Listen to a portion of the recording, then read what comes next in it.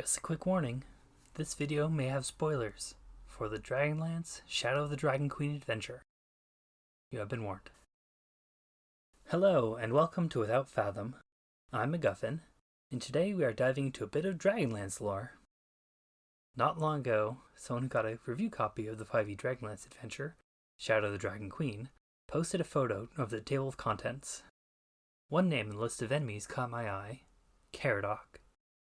I'd never heard of any character by that name associated with Dragonlance, so I looked it up. And when I did, I discovered that not only is it the name of a character from Dragonlance lore, it's the name of 4 of them. So, here's my quick lore dive into the Caradocs of Dragonlance. In no particular order. From what I can tell, our first Caradoc, Caradoc of Caragoth, was most likely a wizard of the Black Rose, and the master of the Tower of High Sorcery at Losarcum.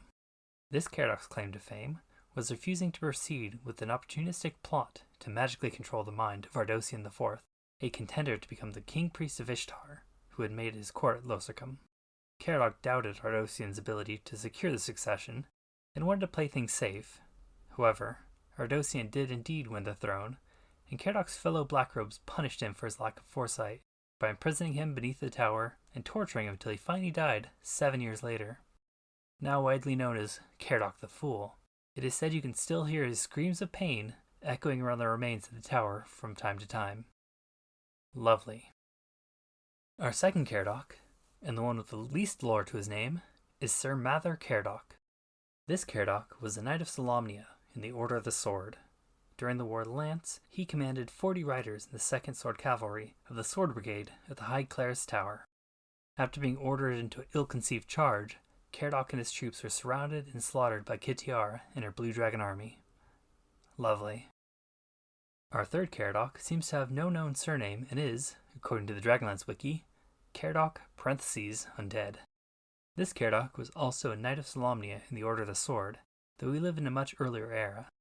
He served under a Knight of the Rose named Loren Soth, a man who would go on to become one of the most well-known Dragonlance characters ever, Lord Soth.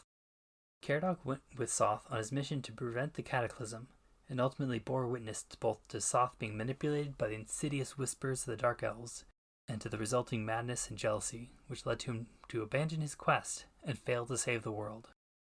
Caradoc died in Darkguard Keep, but rose again as a skeletal warrior to continue to serve Lord Soth. I'm beginning to sense a pattern. Our fourth, and final Krynnish Caradoc is Caradoc (Seneschal), according to the Dragonlance wiki, though most of his lore actually comes from Ravenloft. There seems to be some possible character drift in play here, as this Caradoc was also a follower of Lord Soth, but not a knight. He even died at Darkguard Keep during the Cataclysm, but rose as a ghost rather than a skeleton. Caradoc (Seneschal) was said to be incredibly vain, and even considered a fop by his master. He was dedicated to serving Lord Soth only to raise his own standing. As a ghost, he attempted to trick and bargain with Soth, but Soth was having none of it, and, somehow, snapped Caradoc's ghost neck, sending them both to the domains of dread, where Soth finally rid himself of Caradoc and went on to reign as a Dark Lord for a time. Yeah, definitely a pattern here. Now, of course, Krynn is a rough setting for any character, especially during the Cataclysm and the War of the Lance. But I think we can all agree that it seems a particularly rough place for those who bear the name Caradoc. Was there someone named Caradoc who hurt you? People who made these Dragonlance products? I'm very interested to see which, if any, of these Caradocs is mentioned in the new adventure, and what his grisly fate turns out to be. Well, that's it for my first D&D lore video. Hope you enjoyed it. Perhaps you're wondering why the name Caradoc caught my attention enough to result in this incredibly niche content. It's because I play a Caradoc, a sweet cinnamon roll of a Fire Genasi cleric who is not allowed to go to Krynn, ever. We're actually planning some videos about my hopefully less ill-fated Caradoc and his adventuring party for next year, so keep an eye out for those. Leave a like and a comment if you enjoyed this video and like to see more lore videos, maybe of characters and world elements with more actual lore, or if you know of other D&D Caradocs that I don't know about. Also, don't forget to subscribe and click the bell icon so you can be sure to get notified whenever we post new D&D videos. Until next time, have a great day. Bye!